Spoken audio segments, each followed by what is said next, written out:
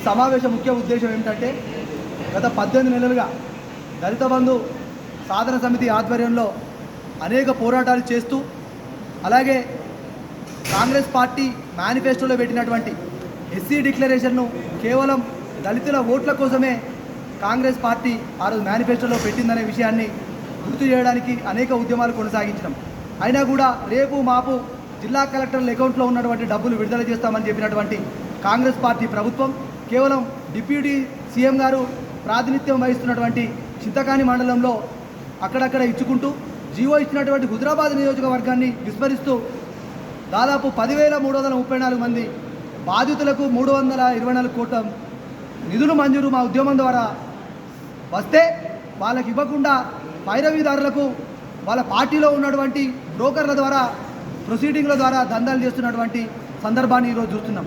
దానికి నిరసనగానే రాబోయే రోజుల్లో రాష్ట్ర కమిటీ ఆధ్వర్యంలో మంత్రుల నియోజకవర్గ కేంద్రాల్లో నిరసన కార్యక్రమాలు తెలపాలని రాష్ట్ర కమిటీ ద్వారా మేమందరం నిర్ణయం తీసుకున్నాం.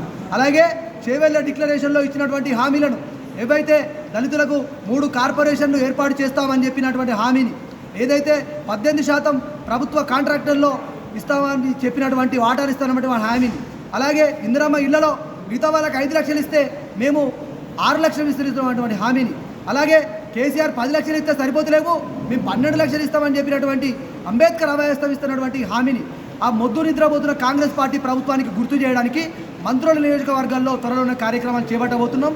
ఇన్ని రోజులు శాంతియుతంగా మేము కార్యక్రమాలు చేపట్టినాం. మీరు అక్రమ అరెస్టులు ముందస్తు అరెస్టుల పేరుతో హింసించినా కూడా మేము తట్టుకున్నాం. ఇక స్థానిక సంస్థల ఎజెండా ఎన్నికల ఎజెండాగానే మా కార్యాచరణ రూపొందించబోతుంది. రాబోయే రోజుల్లో మంత్రులను నియోజకవర్గ ఎమ్మెల్యేను రోడ్ల మీదకి రాకుండా తరిమి కొడతాం. అట్లాగే చేవెళ్ళ డిక్లరేషన్ అమలు చేయకుండా దళితుల ఓట్లు అడిగే నైతిక హక్కు లేదు. అద్దంకి దయాకర్కి ఎమ్మెల్సీ పోస్టర్లతో నోరు మూసిండు. ఆయన కూడా నోరు ఇప్పాలి. మీరు ఖచ్చితంగా దళిత ద్రోహులుగా మిగులుతారా బట్టి విక్రమార్క గారు మీరే తెలుసుకోవాలి. మేమందరం ఖచ్చితంగా ఈ ఉద్యమాన్ని మరో స్థాయికి తీసుకోవడానికి ముందుకున్నాం. జై భీమ్, జై తెలంగాణ.